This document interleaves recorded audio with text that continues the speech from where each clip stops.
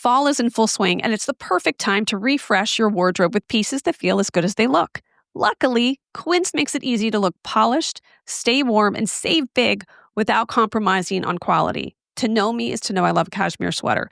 Let me tell you, the one thing that you need for the fall is a oatmeal cashmere sweater, and nowhere better than Quince because you're going to save so much money. Think 100% Mongolian cashmere from $50. Then add to that washable silk tops and skirts and perfectly tailored denim, and all at prices that feel too good to be true. I got to tell you, I think I'm going to get a wool coat. They look designer level, but it cost a fraction of the price. The greatest thing about Quince is they partner directly with ethical top-tier factories, so they cut out the middleman. And by doing so, they can deliver luxury, quality pieces at half of the price of similar brands. It's the kind of wardrobe upgrade that feels smart, stylish, and effortless. So, this is what I want you to do. Keep it classic and cozy this fall with long-lasting staples from Quince. Go to quince.com/Kate Casey for free shipping on your order and 365-day returns. That's QUINCE.com/Kate Casey to get free shipping and 365-day returns. Quince.com/Kate Casey. The WNBA playoffs are on the horizon, and Tommy Alter's The Young Man and the Three takes you deeper into the action. Join Tommy for exclusive WNBA insights as he links up with the league's biggest stars and dives deep into WNBA playoff matchups and analysis you won't hear anywhere else. The Young Man and the Three's WNBA playoff coverage is presented by Quest Nutrition. From irresistibly crunchy protein chips to rich chocolatey protein bars, these treats make giving in feel so good. Quest, big on protein, low on sugar, huge on flavor. Shop Quest on Amazon at amazon.com/Quest Nutrition. And check out all the WNBA action on The Young Man and the Three wherever you get your podcasts. The amazing Kate Casey.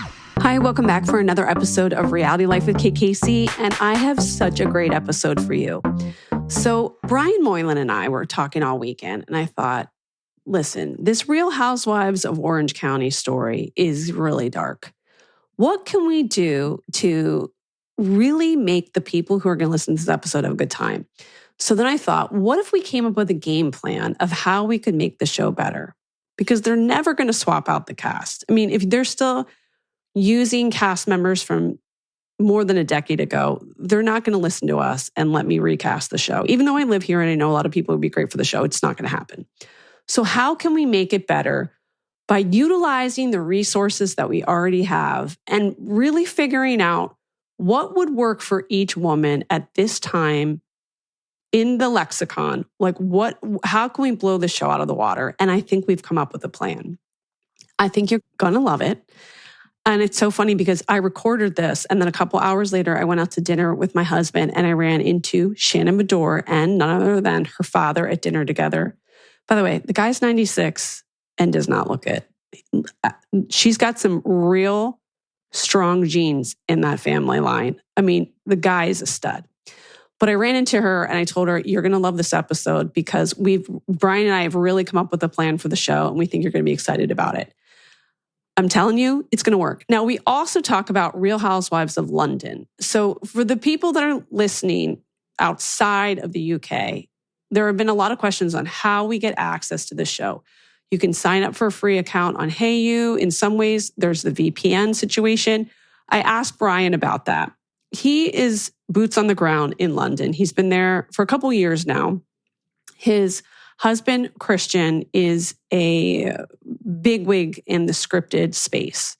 He's going to film festivals. You will hear a little bit about that. And he gets to meet tons of people and always has great stories. But he's also meeting all of the cast members of The Real Housewives of London and can give us a real window into what we can expect this season on that show. So we have a fun conversation about that. And then just like a squirt of Real Housewives of Miami. Sad to say, I feel like those episodes are coming to a close soon and we're going to be facing a reunion. And I've so enjoyed watching that show. So I can look forward as well as you to The Real Housewives of Beverly Hills, which is to come too. If you don't even listen or watch anything related to Real Housewives, I still think you're going to love this episode. Now, also, there's a lot that's coming up this week, including a documentary about Charlie Sheen. And I'm going to have some funny guys come on the show and give their perspective of the doc too. So look out for that. There's another doc about a TikToker that I'm looking forward to watching. So there's going to be lots to talk about this week. As always, you have to not only subscribe to the show, please leave a 5-star review. Guess what? I'm approaching 1,400 episodes. As a gift to me, I would love for you to leave a 5-star review. I hope that you join the Facebook group, Reality Life with KKC, and the bonus podcasts are a blast. And I'm going to be doing a series with Mary Payne from Pink Shade, where we're going to exchange stories. That's going to be fun for the bonus too. And you can also find that on Patreon at patreon.com/KKC. And of course, the What to Watch list every week of what to watch in unscripted TV. You're going to get it. It's like a TV guide, a curated list for you by going to katecasey.substack.com. So here's my interview with Brian Moylan. Brian Moylan, it is a sunny morning here in California, and I am joining you in London. Looks like the sun is about to set. It's not about to set, but girls been gray all day. Summer's over here in London, let me tell you.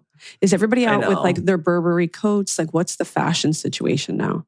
I mean, it's English people, so there's always, everyone has layers on them at any given time. So yeah, we're seeing lots of layers. It's actually like 70 today. So not like cool yet, but it's definitely getting that like gray, sun setting soon. Love Island is over. Oh, the sun has truly set. Yes. The sun has truly set. The sun also sets, as they say. So what's going on with Real Housewives of London? And the people here are very frustrated because with Hayu, like it's really hard to find it, get access to it. Unless you have a VPN, and frankly, a lot of people don't want to do that. Yes. If you're looking for recommendations, ExpressVPN is the way to go. It's not that expensive. A Hayu subscription, also not that expensive. You can get it with an American credit card, like go wild. We are 3 episodes in to Real Housewives of London. It's pretty good so far. And all the ladies are good. Lots of real money. Very funny. They seem to be getting to know each other a little bit. And from everything I've heard, episode 5, it like kicks off. Oh, okay. And I talked to some of the producers at the premiere. They had a big premiere party here at the National Portrait Gallery, big swanky affair. And I talked to a few of the producers, and they're people who have worked on lots of US Bravo productions. And they said it's like one of the best Housewives episodes they've seen in a long time. Okay. So, and let's walk through some of the cast. Now, I would like to caveat this that you probably remember this. Years ago, I tried to sell a show about women in London. Yes. And 2 of the women that are on the show were contenders for it. Amanda and Juliet. Amanda and Juliet. Okay. Amanda is so absolutely beautiful. And I loved her because she's just a character, like just the personification of a true character. Yeah, absolutely. I might have had dinner with her recently. She's funny, right? She's like a lot more low-key IRL. I went to dinner with my husband and a friend of his, and she brought Amanda, and I was like, oh shit, there's a housewife here. Like, it's time to clock in, girl. Like, and very glamorous. Very glamorous, very pretty, very fun to talk to, very easy to talk to, and like a lot more low-key than she seemed on TV so far. So I'm a big Amanda fan. I think she's going to be a great character. Juliet hasn't come on. So there was a woman, Katie something, who was a full-time cast member, and she didn't like it, chose to leave for some reason. And so she's been giving friend of vibes in the first few episodes. Like we've seen a lot of her, but then I think she exits and Juliet comes in to replace her. And Juliet and Amanda apparently have pre-existing beef. And that's so I can when tell you, things take off. When I was catching up with them, there was this really great charity called Cash and Rocket. And all of these socialites do this charity event where they ride through Europe over 3 days and they pair up and they raise money, and a ton of it. And then all the money that they make, they give to a charity in Africa. That was part of like the show that I was pitching, was like this incredible group of women who most of them are in business. And really was the women in business that I was most featured or interested in featuring. But Amanda and Juliet, I believe, rode together. So they have like back history, which is great. What I love about Juliet is she is truly like a real housewife in the way that she's completely unfiltered. She will absolutely tell you what she thinks. She's from Chicago, which I love. Yeah. Deeply, deeply in love with her husband. And they love their kids so much. And they've lived there for a long time. So I do think that probably it's fun to catch up with her now to see how much she's actually becoming more European versus the earlier years where she was like straight up Chicago. But I do like that she infuses a little of the the American culture wherever she goes.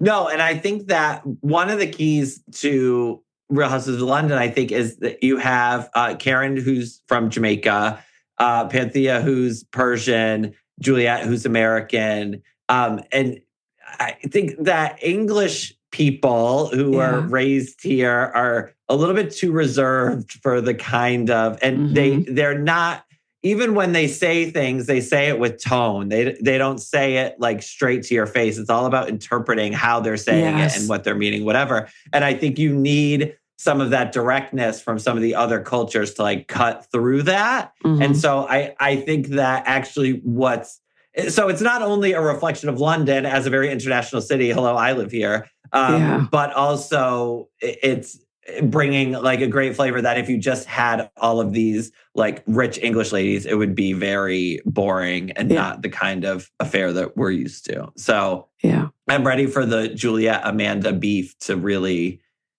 come forward and for us to take sides.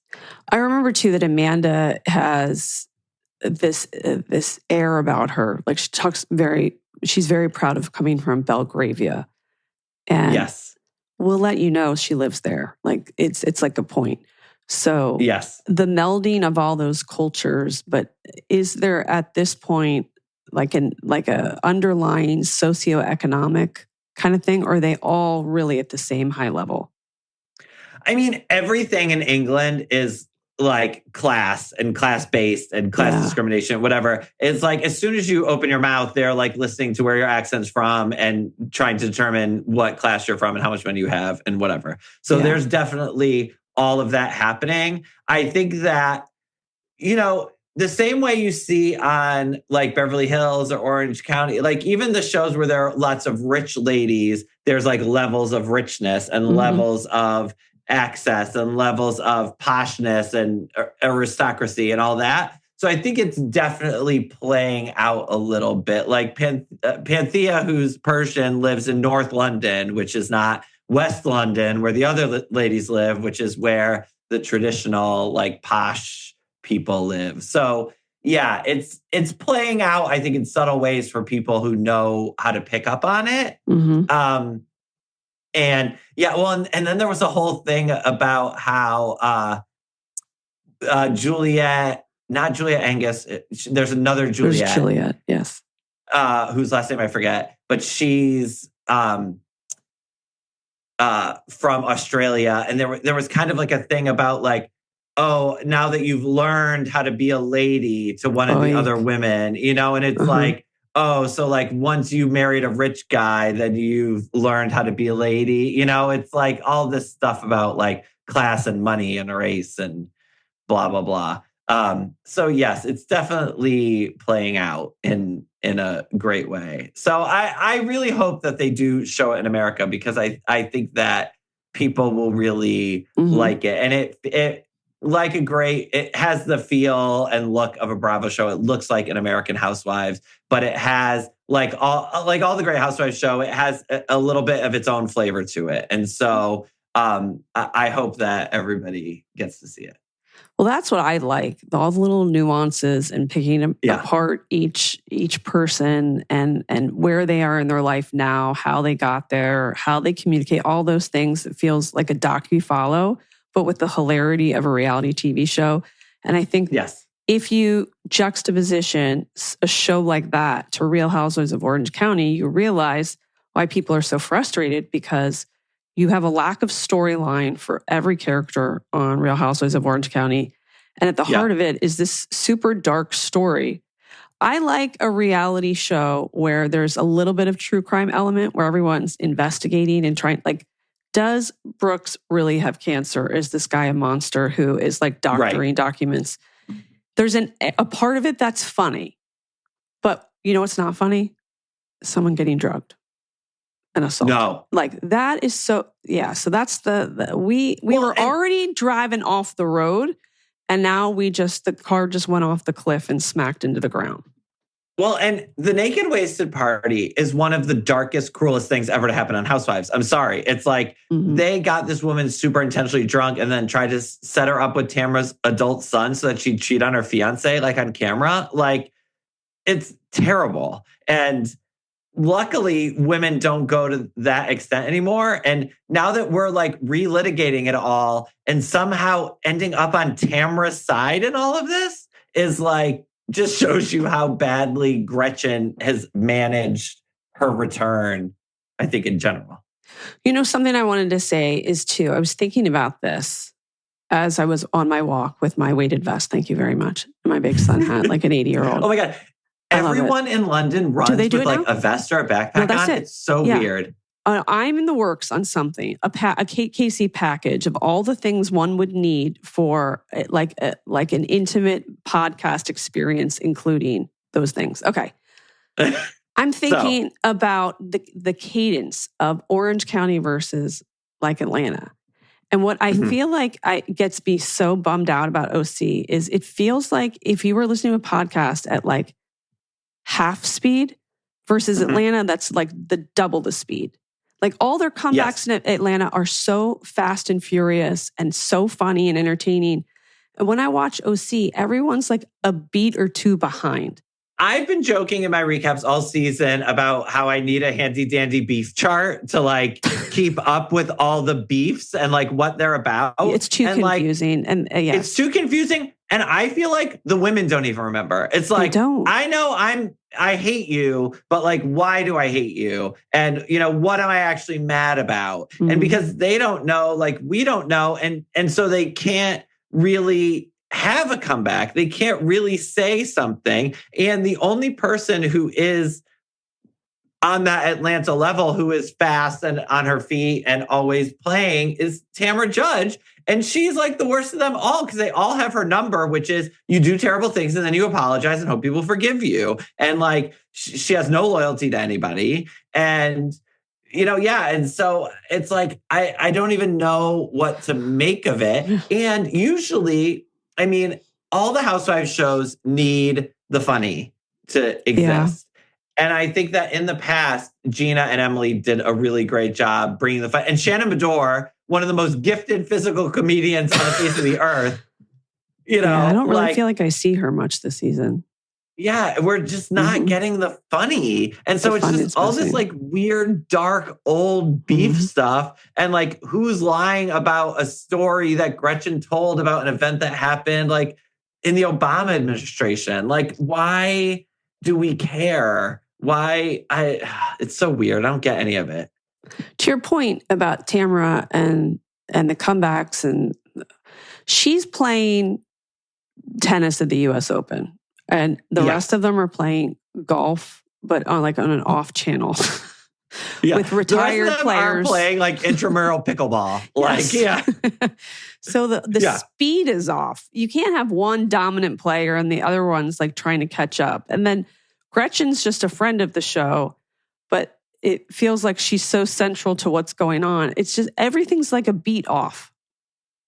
Yes, and I think that the reason why Gretchen, though, is integral is because it's all about like, did she or did she not tell the story? And did Katie repeat it? And if so, to whom? And whatever. It like all comes back to this thing. And I think that, you know, Shannon and Tamara have some very real issues, I think, that are way more interesting, but they're not being addressed because they're all obsessed with like whether or not Katie's a liar. And that has to do with whether or not Gretchen's a liar. And it's just all so exhausting. And none of the other storylines are able to flourish because we're like bogged down in all this nonsense.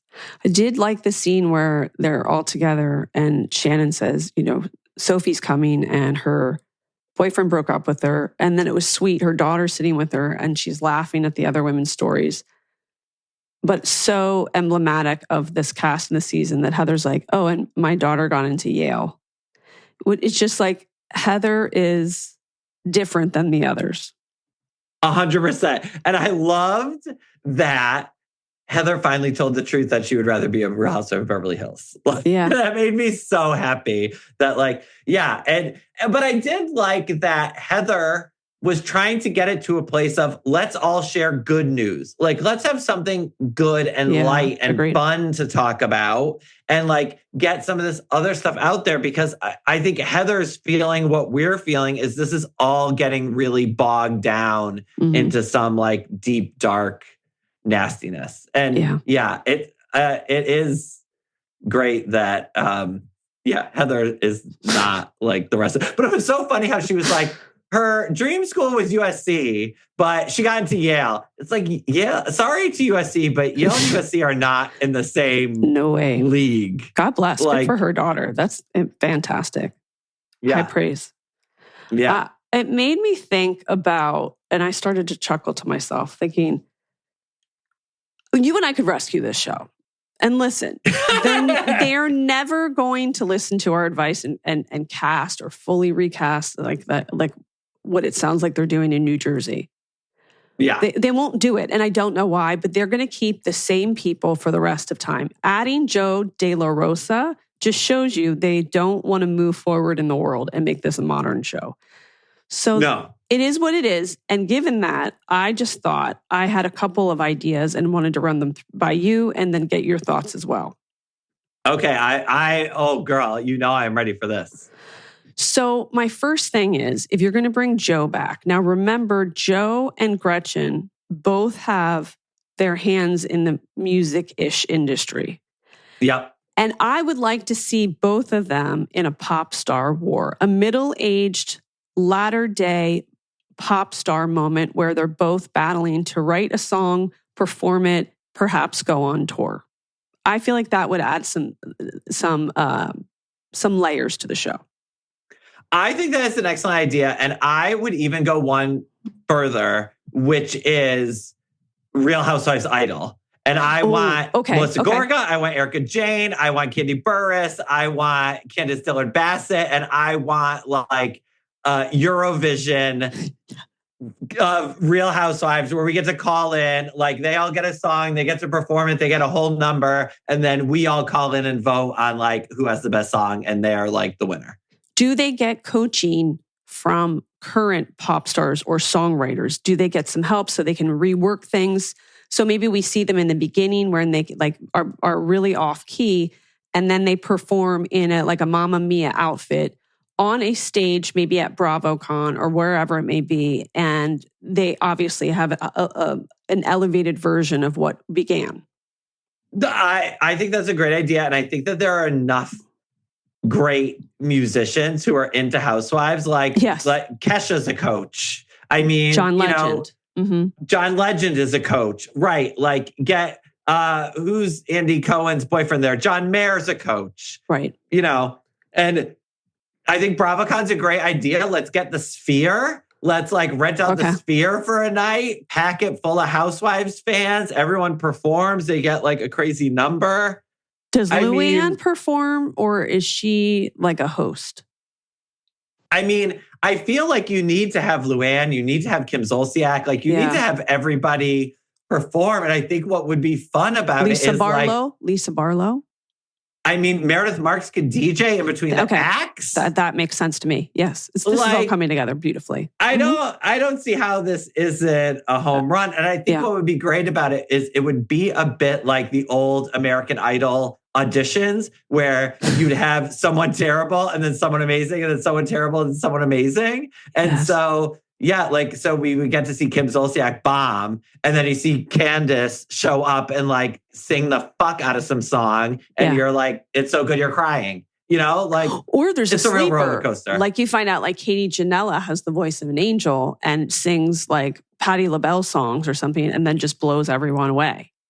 I mean, I would totally be down for any of that. I mean, and I say like open it up to the greater Bravo universe. I mean, maybe one Solen from Below Deck is a great singer. I mean, I don't know.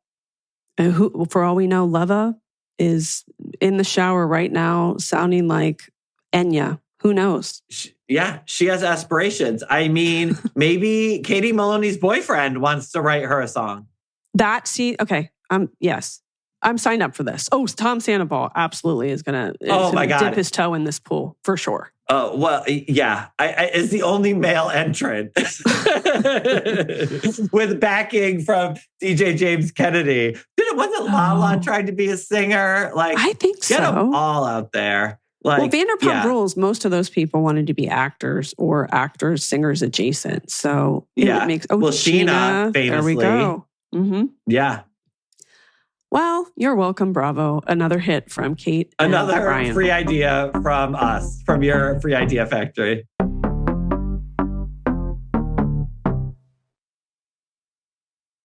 This show is sponsored by Liquid IV. Like you, I'm having a tough time adjusting from endless summer to back to reality energy needed for the fall. I feel like I've moved from easy breezy to buckle up the jetpack. So how do I switch gears and level up my energy without burning out? Well, it's Liquid IV. Not only do I feel a boost of hydration with Liquid IV, but so do my kids. They keep the drink packs in their sports bags. And it's so easy and convenient, they just tear, pour, and enjoy. And so will you. Powered by Live Hydroscience, an optimized ratio of electrolytes, essential vitamins, and clinically tested nutrients that turn ordinary water into extraordinary hydration. Scientifically formulated to support physical energy, hydration, focus, mood, and social stamina. 3 times the electrolytes of the leading sports drink, 8 essential vitamins and nutrients, always non-GMO, vegan, gluten-free, dairy-free, and soy-free. My favorite flavor is sugar-free energy blackberry lemonade, and I know you're going to love it too. So ditch the glitch with 0 sugar and 0 crash from Liquid IV. Tear, pour, live more. Go to liquidiv.com and get 20% off your first order with code KateCasey at checkout. That's 20% off your first order with code KateCasey at liquidiv.com. The weather's cooling down and the days are getting shorter, which makes me want to make my space even cozier. And Wayfair is the place to go. And I'm going to tell you the greatest purchase we made from Wayfair, a trampoline for our backyard. Hayes is doing back handsprings at every chance, and the kids can burn off energy before tackling homework. As my trusted destination for all things home, Wayfair's got everything that you need to cozify your space this fall, from comfy chairs to warm bedding and autumn decor. And don't you think that your living room needs updated pillows and throw blankets? And what about some new furniture so you can invite the new neighbors over for a dinner party? And for those of you who work at home, you probably need some new lighting or maybe a new rug. My recommendation, a gorgeous framed photo for the wall. There's something for every style and every home, no matter your space or budget. Wayfair makes it easy to tackle your home goals with room ideas and curated collections. And it's free and easy delivery, even on the big stuff. No more huge delivery fees for furniture. And no need to shop at multiple stores. Furniture, decor, appliances, cookware, all in one place. So cozify your space with Wayfair's curated collection of easy, affordable fall updates.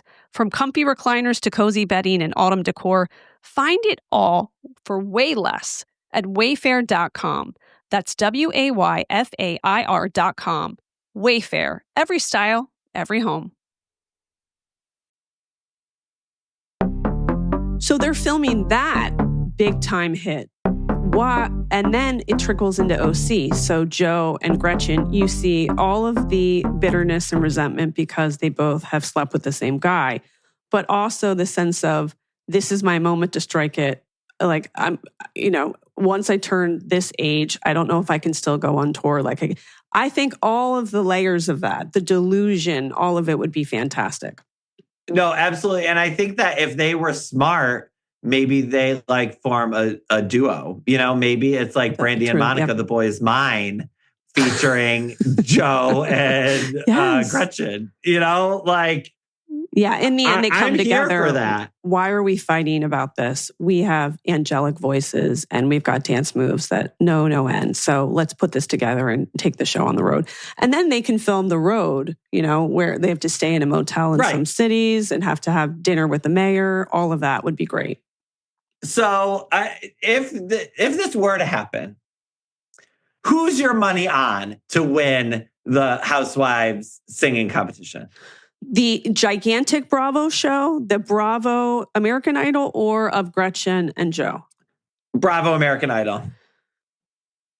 I think it's actually going to be some sleeper. Someone who sings so beautifully in the car, but it never occurred to them that they could actually have a song. And the beauty of it is, not only do they win the whole thing, but then they become an absolute monster and think that they should be meeting with David Foster. Right. Yes. Like it's going to be Lily Rose or whatever the fuck from Southern Hospitality. And you're going to be like, wait, she can actually sing? That is what I think. I mean, for all we know, Tom Schwartz might have an incredible range for all we know. I mean, it's possible. I feel like maybe Janet Caperna. I mean, it's totally possible. I feel like I'm going to go with the alto vibes. Like, I don't see her doing like a soprano Mariah Carey range, but I could see like a real steady alto. Yeah. You know what? Maybe Nia is a singer and we have no idea. Maybe Danny is a singer. I could see Danny singing.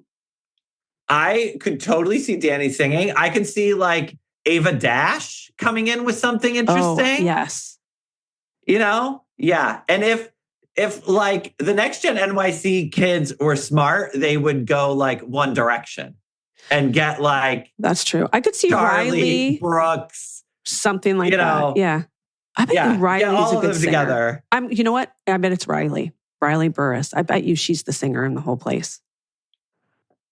Haven't we heard her sing and it's okay? Oh, I don't remember. But maybe if she's coached by John Legend, it would be a whole other ballgame. Yeah. I mean, John Legend, she could be coached by her mother, please. I mean, Candy, I think Candy needs to be a coach. I think she's like on a different level.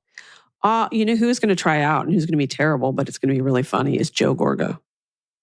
Oh my God, 100%. He's going to William Hung the house down. Oh, that's who's going to do a boy band is the House Husbands of New Jersey. And they're going to show up shirtless and do Fuda. Bye, bye, bye. Yes, full chest hair. Yeah. Well, okay, another winner.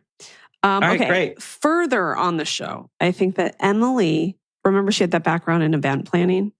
Yes. Which they seem to all have forgotten about. Totally forgotten about. I think she needs to come back with the event planning and she is tasked, she's forced by producers. You didn't have an option. It's like, now this is what you have to do because that's just the way the show has to operate now.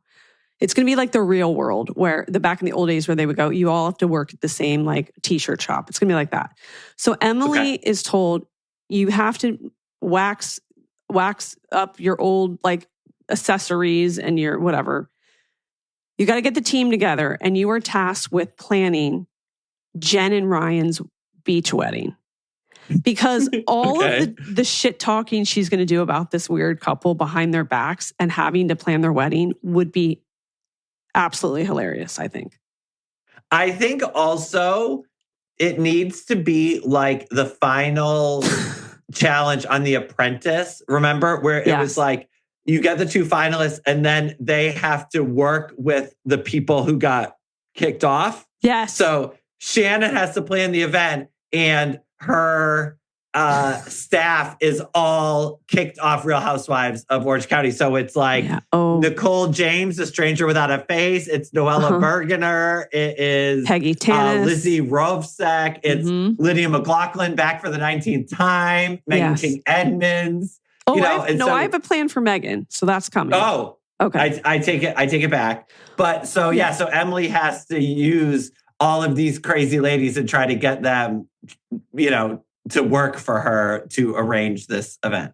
Well, while this is being planned, and to your point, all of the Quinn comes back and she's in charge of the place settings. You have Megan King Edmonds. She's tasked with further investigating Ryan. So this is all, so there's a question of like, will the wedding still happen?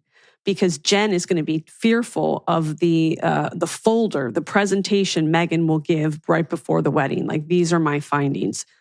Like, should you marry this person or not? Here are the pros, here are the cons. I mean, no better use for Megan King Edmonds PI could I possibly think of. Okay, so then you're asking yourself, well, what are Katie and Matt going to do? And what about Shannon? And I thought I got something in store. So it's my understanding that Matt's job is he gets to travel all over the place to like golf resorts. And he's sort of like the person that goes and stays at the hotel and eats the food and tells you, okay, this is a great golf hotspot and here's why. Yeah. So I'm thinking a couple episodes include Shannon tagging along with Katie and Matt. And Katie, using her skill set, is tasked with finding a single guy at these golf hotspots for Shannon. Because that's really her demo of who she should be dating. Someone who golfs all day. You are 100% correct. That should be like, yeah, we can call it the 19th hole, and the 19th hole is Shannon. Thank you. Yes. And then also you get the housewife-ish, like beautiful landscapes, travel, like wealth element to it. And Matt probably knows everybody in golf. So you get like big golf stars to make appearances. And that's fun for the viewers too. Well, and I grew up in a golfing family. Though I was forced to take lessons and I technically know how to golf, I never enjoyed it, but I have been to a number of golf resorts and they are fucking nice. Yes. And so you're right. Like you're getting like real luxury and you're going to like weird places like Moylan and, beautiful. Hilton Head. Moylan's beautiful. Mm-hmm. Yeah. And so it's not like you're going to all the places the housewives usually go to. You're going to different places. You're seeing big golf resorts. I mean, this seems like a hit to me. And then, and then Shannon shows up, spills a drink all over herself, makes a mess in the clubhouse, and then goes on a date with some old rich guy. Yeah. I mean, I think she could actually find love. Forget the TV show where she's got to go to some resort and hang out with other housewives.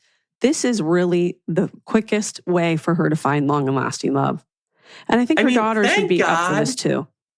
Thank God for Love Hotel, because it really did add something to this season of Real Housewives of Orange County in that it gave Shannon like a pool of gentlemen to torture. Truly. For our amusement. Okay. I'm really excited about this part. Gina Kirschenheiter coaches Kelly Dodd on how to be a real estate agent, because I've heard Kelly say that she wants to be or is moving towards becoming a real estate agent.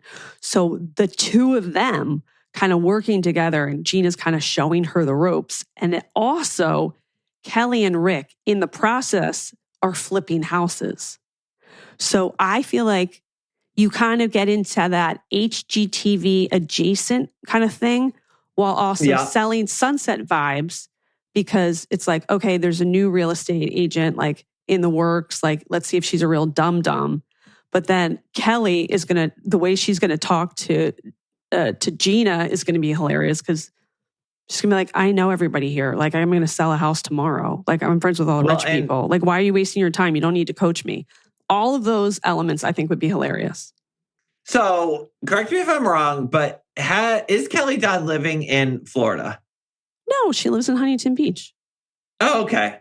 Because I was going to say what we should do is, remember when Ramona Singer was trying to be a real estate agent and got her real estate license? Yes. I feel like it's a Palm Beach MAGA real estate agency that Kelly and Ramona want to start in Palm Beach. And Gina comes in to show them, here's how you make, we get Stephanie Shoji up from Miami. Oh, wow. This would be an interesting, like a real estate challenge. Like, who could sell more in like 90 days or something? Or maybe we give like Stephanie Ramona and Gina Kelly, and they have to compete to see who can make a better presentation Mar-a-Lago or real something. estate. Yes. Okay. Again, another save for the network. Okay. Heather, she's, got to stay in the mix, right? Even though she, is on this show, she really does live in Beverly Hills adjacent. So I'm thinking she doesn't even really want to come to OC. And why would she? Like, she has no reason. Like, her kids go to school in LA, or at least one is still in LA and the other. So she just becomes a standalone where she's becoming an expert on getting into secret social groups. It's going to be a new part of her branding. She's going to be like teaching the world, like, when you are not of the station that I am in life, this is the way you can make your way upwards. And so she feels like she's still involved with the show, but she doesn't have to do as much heavy lifting. I mean, I am into it. I just had this vision as you were explaining this to me of like next season, if Heather is back on the Real Housewives of Orange County, she's just on FaceTime the whole time. And it's like, she's like in a tripod at a table and she's like, I have something to say. Everyone quiet. Yes. Listen to Heather. Well, that's funny because Heather and I always say that if we could be have another Housewives show called The Housewives of the 405, and it would be us getting in the car to go to each other's houses, but then we would call FaceTime an hour into it and go, traffic's too bad, I'm turning around and going home. Yeah, no, that's what I just want Heather on Zoom. I want Heather to be our first work from home housewife. Yes. And she would be fine with that because she doesn't want to leave that penthouse anyway. She's like, why am I going to go? And I mean, it's like outfits from the neck up. She never has to buy skirts. She never has to put on high heels. Like heaven. Yes. Yeah.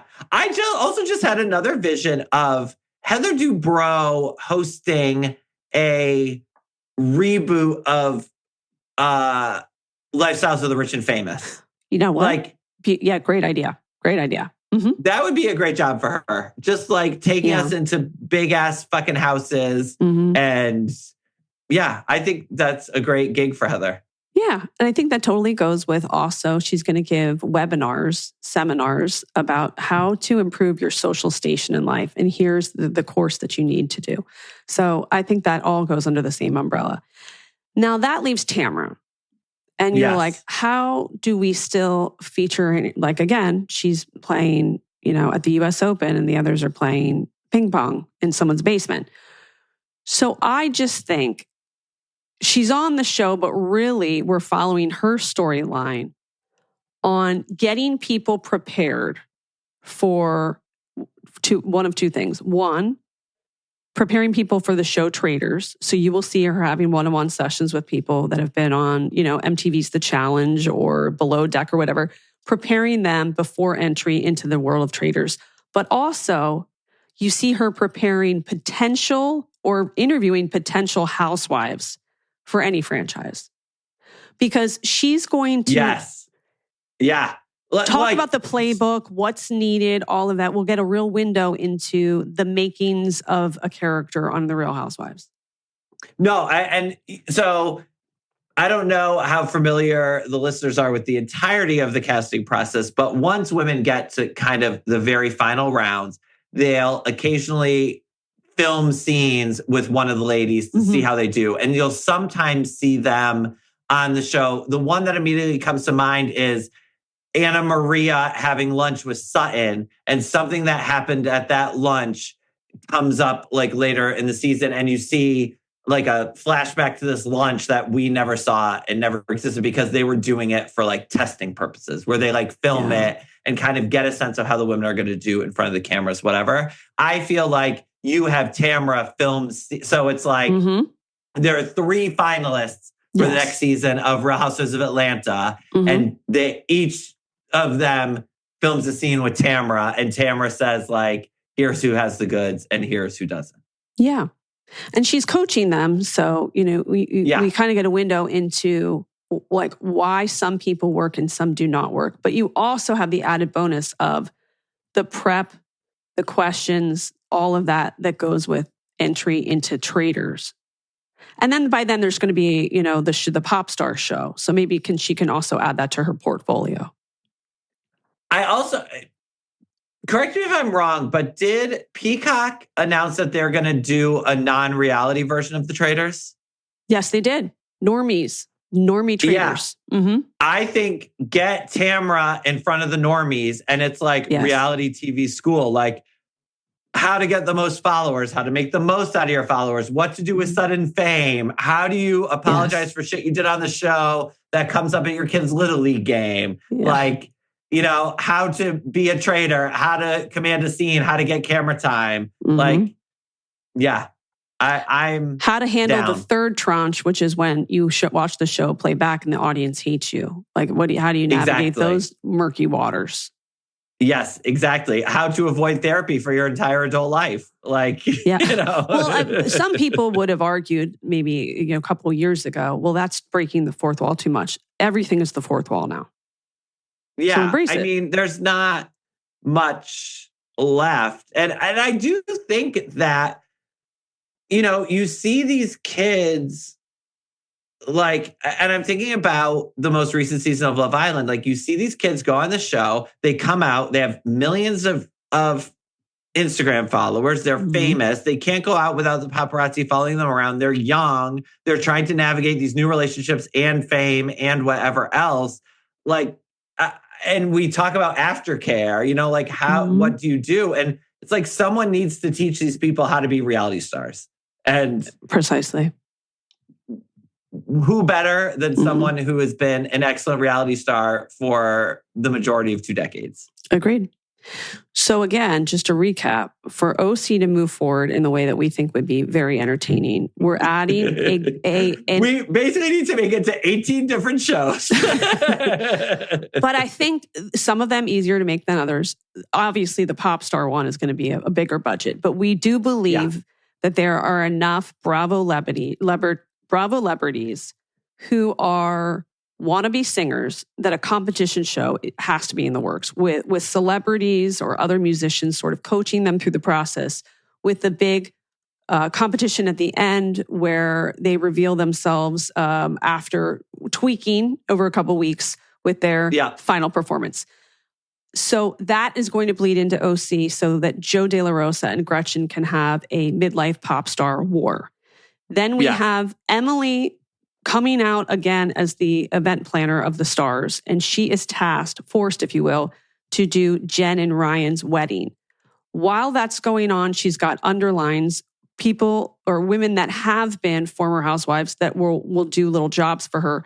And in addition, Meghan King Edmonds will be investigating Ryan. So we can kind of undo what's really going on behind the scenes.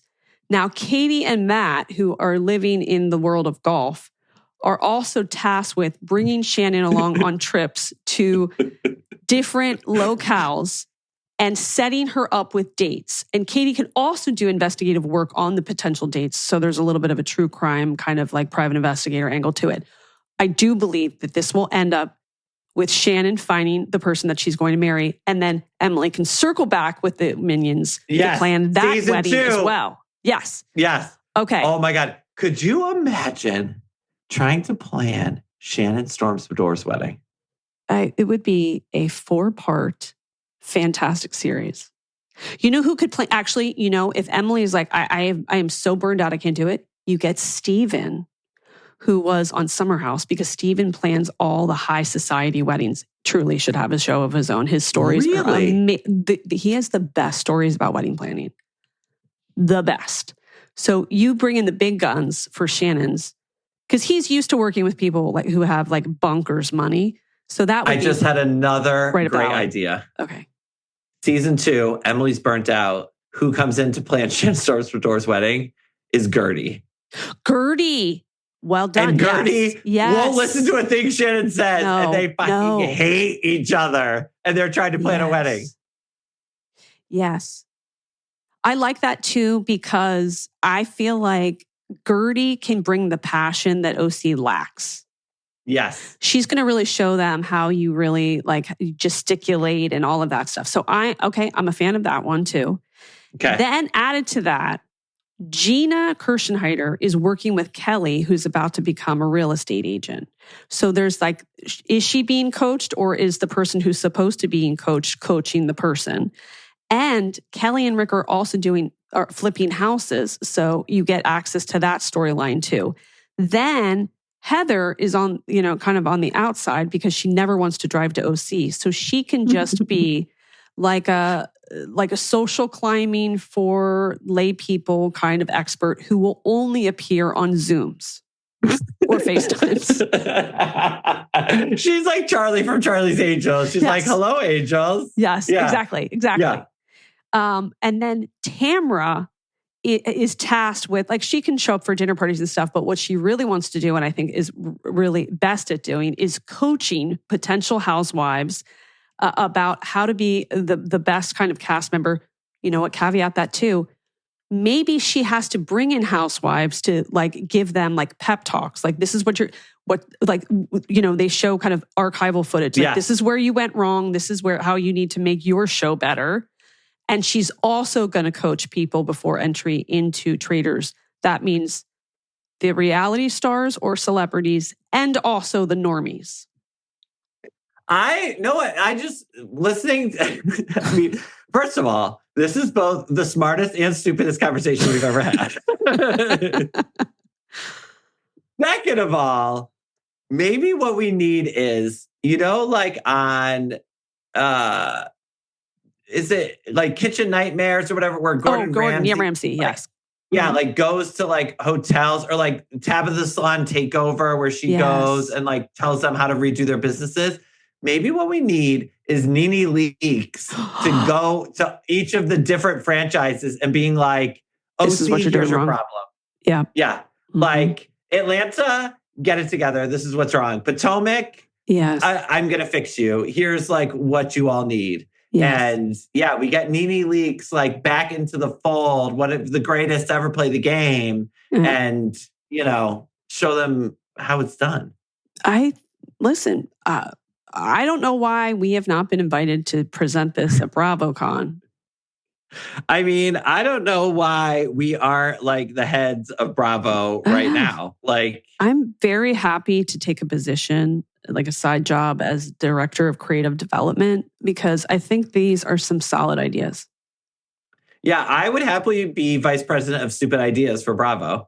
Like, I think that would be a great job for me. Be like, guys, I have a really dumb idea. You know what I also would like, I don't think you could make this into a series, but I would like to see a little bit of the negotiations that go on behind the scenes, like negotiating pay, like all of the opportunities, like someone going through the contract of like, okay, you want to be a housewife? Okay, this is what this means. And then the realization after that they signed a contract that disallows them to do a certain number of things, and they're in them becoming enraged by it. That's what I loved about this most recent season of Secret Lives of Mormon Wives, was it was basically a show about being a reality star and like, why did you get that deal? I should have gotten this deal. And I can't believe you said I should be cut from the show so that you could get more money. And like, why am I not getting more money? I'm clearly the head of the show. And what, like, those kinds of things. Which are very real, by the way. That is all housewives. That's what they're arguing about. It's not about, someone didn't sit next to me at the dinner party. It's really about that kind of stuff. 100%. As I say, all fights on the show are about the show. And like, I just like that was really made clear, is like, we are now fighting about the opportunities that we're getting, et cetera. Like, girl, 2 of those Mormon wives are in Dancing with the Stars. That's going to be... Oh, there's going to be so much anger, resentment, bitterness surrounding that, I'm sure. Yeah. And then that there's 2 of them on, and then Whitney gets kicked off before Jen, and she hates her. And it's going to be great.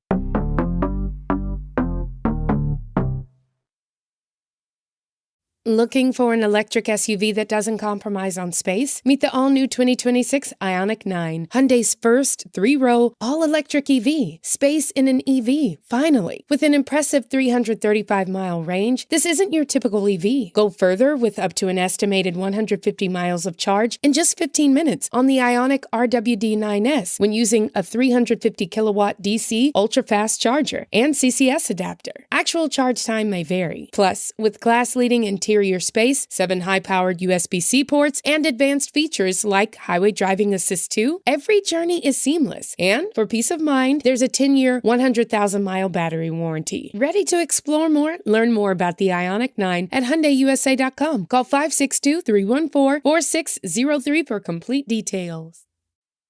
Audible's romance collection has something to satisfy every side of you. When it comes to what kind of romance you're into, you don't have to choose just one. Fancy a dalliance with a duke, or maybe a steamy billionaire. You could find a book boyfriend in the city and another one tearing it up on the hockey field. And if nothing on this earth satisfies, you can always find love in another realm. Discover modern rom-coms from authors like Lily Chu and Ali Hazelwood, the latest romantasy series from Sarah J. Maas and Rebecca Yarros, plus Regency favorites like Bridgerton and Outlander. And of course, all the really steamy stuff. Your first great love story is free when you sign up for a free 30-day trial at audible.com/Wondery. That's audible.com/Wondery.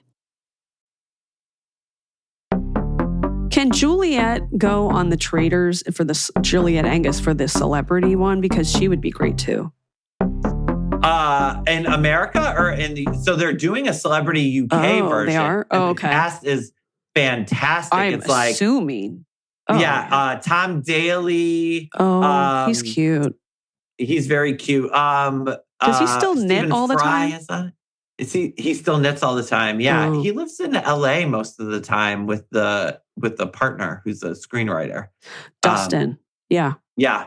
But they got very, very good celebrities, especially like a lot of really famous UK people, like for it. So, but yeah, Julia Angus would be great because there isn't as many reality type stars on it as the American one. And I do think you need those game players to really push it in a good direction.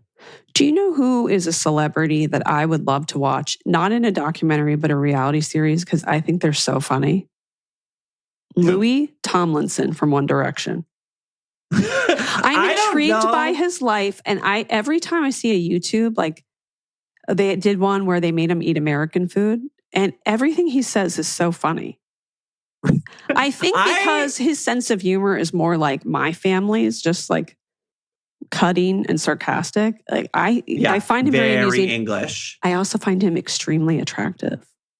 Also that girl. Yeah. Of those One Direction. He's a little bit my type. You know what I mean? Yeah. Yeah. All of those One Direction boys, I've always appreciated an older gentleman. And I feel like they're all looking a lot better now than they did back in the day. Maybe not Louis, but I still think he's hot.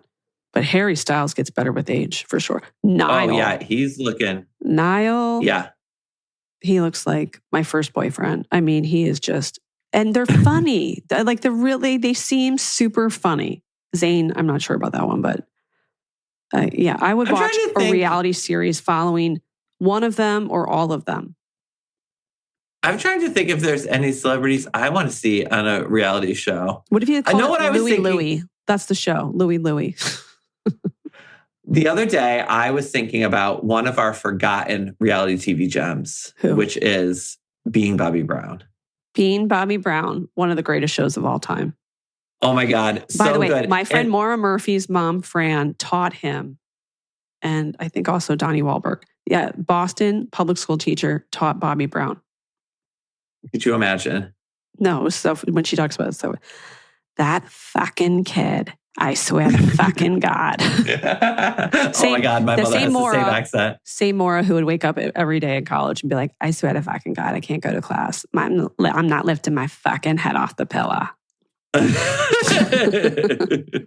You know how there are those things that they're like personal memes that you remember from things that like nobody else remembers but are lodged in your brain. Yes. And there's one of mine and it's from Being Bobby Brown. And I don't know if you remember on Being Bobby Brown, Whitney would always like speak and then she would just like break into like, she would be speaking and then she would start singing, like a preacher. And there was one where she was like, I'm not dealing with this today. And like, I think that all the time. I'm not dealing with this today. Like sometimes you just can't deal with it. It's like, I can't deal with this today. And then I sing the little Whitney song in my head and I say, oh, R.I.P. Whitney. And then truly a character, another one for the books. Like so funny and just authentically herself. I saw Jenna Hager one time on Today's Show describe her grandmother, and like her grandmother would just say like the meanest thing, but you kind of had to laugh. And she's like, but she was authentically herself. That is the best way to describe somebody. That was Whitney Houston. Authentically her weird, wacky self. She was so funny on that show. And that is what we get from our best housewives. And that's what drives me crazy with people who come on trying to be like what they think a housewife should be or what they think the audience wants. It's like, no, girl, just be yourself. Like that's why Mary Cosby is like one of the greats. She is just cannot help but be herself. Like, no matter who that pisses off or whatever it does, it's hilarious, it's awful, it's mean, it's great. Like, those are the people that make the best reality shows. Yeah, it's like if you go to visit a friend's house for the holidays and there's just this one relative who's so weird but funny in their own way because they're completely oblivious to just how ridiculous they are. Yes. Did you ever watch Paradise Hotel? Yes. I don't remember much about it, but I remember loving it. It was like a proto Love Island, right? Yeah. Well, I also think certain reality shows, if you like, I watched that when I moved to LA and I didn't know anybody. So I was so lonely. So it was like, I looked forward every time to those episodes. So I have a visceral kind of reaction to that show because it was like my lifeline. But there was a girl, she got real heated in conversation one time and she was fired up and she goes, Yahtzee. And that is something I still think about years and years later in the way that you think about Whitney Houston on Being Bobby Brown. Yes. And that's what, like, there's a moment of Real Housewives of Atlanta that like nobody remembers. And it was when they were on Cynthia's bachelorette trip to wherever the fuck in South Carolina they were. It was the one with Bolo. That was an episode for the books, for sure. I interviewed the woman whose home that all took place. Yes. Do you remember that? Yes. Yeah. So they're at the house and there was some kind of fight and Drew thought she was going to pull some stunt and she's like walking up the stairs and she has a bag and she's like, there's a wig in it and she's going to do something. And then someone's like, what's going on? And Candy Burst goes, there's a wig in that bag. I kind of remember that, yeah. Christian, my husband, and I say that to each other all the time. It's just like, there's a wig in that bag. And like, nobody gets it. No one thinks it's funny but us. But like, we love it. And there's a wig in that bag.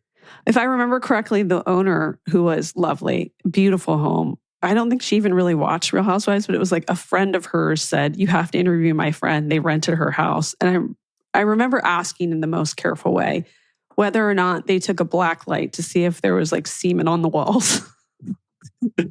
Was there? She said it was a little bit of a disaster. Yeah, like they had to do like a lot of work to like fix it back up. But where is Bolo? That would be another great short series, is an investigative. You need to have Megan King Edmonds as host, or I'll do it, frankly, or you and I can do it together, where we find people that appeared on previous episodes of Real Housewives of the past to find out where they are. And Bolo would be number one. Where is that guy? Is he like retired now? Does he have some sort of like side business where he like sells Twinkies? Like what's going on? Number two is the guy from Real Housewives of New York when they were in Rhode Island. And I know him. Michael. Yes. Yeah. With the martini glass. He could be on that show. Yes. I mean, where's he? We all know him. Mm-hmm. We all know his face. Mm-hmm. Where is he? I want to know. That is what I think, if there's a takeaway from this, and there are many, if we could all kind of crowdsource and come up with a list, and maybe this is something for Vulture too, where the Where's Waldo of Housewives, those people. Have we done this already? Maybe this is like, maybe I'm having deja vu. Have we done this before? I don't think so. But if we could come up with a list of the people that we want to know, where are they now? Like the guy who went out with Danielle Staub and she had sex with him in the bathroom. He had pockmarked skin. Also the guy that dated Kim Richards with the pockmarked skin. When they were in the grocery store. Where is he? Where is that guy? I mean, yes. On my list, I know where he is, but just so I can see him again on television is Shane Keogh. Oh my God. Shane Keogh, I do wonder about him sometimes. He looks to be deliriously happy in Florida, near his sister, father, beautiful wife, living his best life. I got to tell you, those Keogh kids are a real success story. Because you would have thought, having been on TV at that seminal age, they would have been disasters. Not so. Terrific people, super happy. I would also love to check in on Jacqueline Lorita's daughter, Ashley. I would Where's love Ashley? that too. Yes. Like, yeah.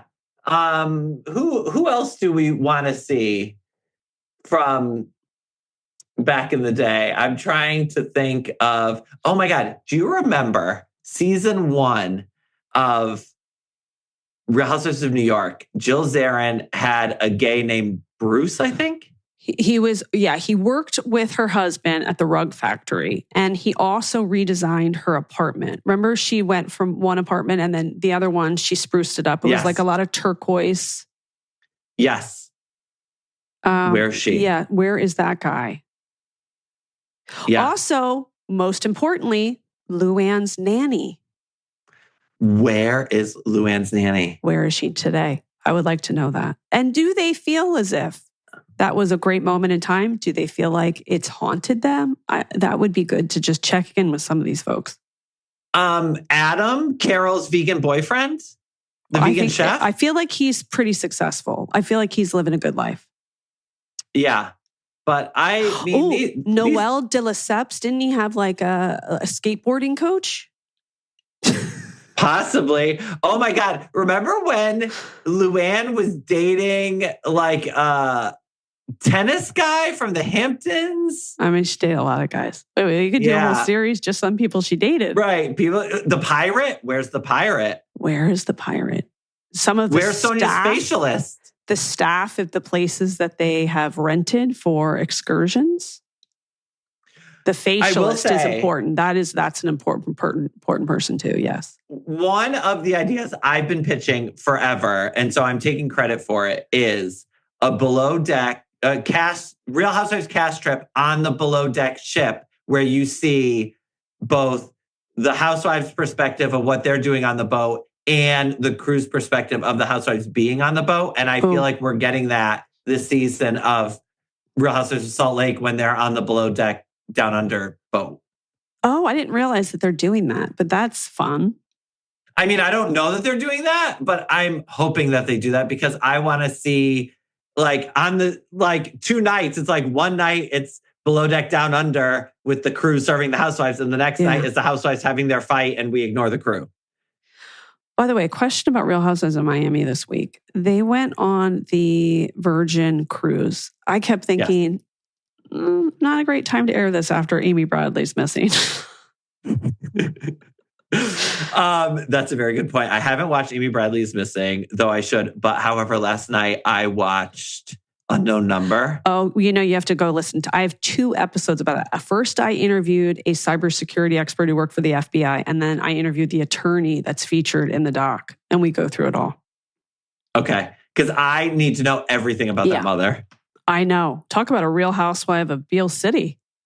Oh my God. And that reveal floored me. I know. I mean. Oh my God. Yeah. Someone wrote me and said that they went to school with her. They grew up with her. And they said, please make sure that you tell everyone that she grew up in Detroit, not in Beale City. For whatever reason, that was important to know. But that she was always kind of in everyone's gossip and that her family no longer speaks to her. I could see why. I mean, yeah, I wouldn't speak to her either. Some of the people on TikTok that are imitating her deserve like Emmy Awards. They are so funny. One in particular, I just couldn't stop watching. She like nailed it. Or the memes. Now or I'm the memes of people again. Our generation that are making jokes about like, this would have never happened in our generation because, like, my friend Abby Martin sent me, she's from the South. She's like, oh, this wouldn't have happened in the South because moms in the South will just say it to your face. They don't need to like send you a text. Like they'll just no. Well, it reminds me of that thing on like you see on Twitter, Instagram, or whatever. Every so often, it's like, what was the incident at your high school when you were like growing up? You know, yeah, right. And like. I know what mine was, and it was pretty bad, but it pales in comparison to this. This is like insane, like next level nonsense. Yeah. But at my high school, what is it? The incident was the band teacher was sleeping with a bunch of students, and some of the students he was sleeping with, he was also sleeping with their mothers. You better stop it. Yeah. Brian, why is this not a documentary? I mean, I have no idea. What did this person look like? Are we talking like Fraggle Rock or like a Fabio? What was going on? He was young and had a handsome face, but kind of like a dumpy body. Like a little chunky. Yeah. Yeah. Okay. Like not like there were like a dad bod, like a tuba dad, like a tuba guy. Yeah, like a tuba guy. And meanwhile, like at the high school was the math teacher / tennis coach who was like ripped and had a mustache and is probably the reason why I still only want to fuck guys with mustaches today. It was like it was a seminal point in your life. You know, it's like there was definitely a lot better at the school than the band teacher. But yeah, I mean, ooh. I hope that the good people listening to this who have we've gone with them on a walk, a hike, a drive through the shopping excursion while they're working, while they're pretending to take care of their kids at the park. I hope that they were laughing. And I do hope that they come back to us with the list of people that we need to circle the wagon back and find out what happened to them. Yeah, for Meghan King Edmonds Investigates. Yeah. God, if Bravo doesn't greenlight some of these shows and give us a kickback, I won't be surprised, but I would be upset. So you know how they used to have that like news magazine show called 48 Hours? Oh, I loved it. I've seen every episode. Right. So I feel like Meghan Kate Eggman should host the Bravo version, but it's called like 48 Seconds. Yes. KKC, I love you. What's going on in Vulture? What's going on in your life? Like, what do we need to know? So a movie that my husband Christian produced won the Golden Lion at the Venice Film Festival. That is fantastic. That's so exciting. Yeah. Wow. It's by Jim Jarmusch, the director. It's called Father, Mother, Brother, Sister. And it's like 3 little stories about families. And it's like Tom Waits, Kate Blanchett, Charlotte Rampling, who told me at the premiere that I looked amazing. Thank you. So that is going to be, I don't know when it comes out or anything, but so that's very exciting for all of us. I was just with him at the premiere in Venice, you know, as one does. As one does. Yeah. And, but yeah, now I'm back in London. I had a great summer traveling around and now I'm back. I have to work. I have a big article coming out, about Bravo businesses in a couple weeks. Oh, that's right. That's a big one. Mm-hmm. Yeah. Congrats on that. That should be exciting. Thank you. So look out for that. And yeah, now I'm just like back to work, girl. Back to work. And where can people follow you? At Brian J. Moylan on all social media platforms. And we just, my newsletter was on a break for the summer. It's back now. You can sign up for that at vulture.com/housewives. It comes out every 2 weeks. It's free. Thank you for the work that you do. Thank you for the work that you do. And Bravo, thank us for the work that we do. Thank you. Exactly. You're welcome, Bravo. Yeah. The amazing Kate Casey. I want to thank Brian and remind you again, 1,400 episodes. Let's do it. If you could leave a 5-star review after subscribing to the podcast if you've not done so already. Lots of you are thinking right now, I don't know, have I left a review? I don't think you have. So make sure you leave a review. My what to watch list is at katecasey.substack.com. Also, bonus episodes on Apple Podcast and Patreon, patreon.com/Katecasey. And also make sure you check me out on social media. I'm on Instagram at @KKCCA, TikTok, it's KKC, and Twitter Threads and Blue Sky at @KKC. Check back tomorrow for an all-new episode.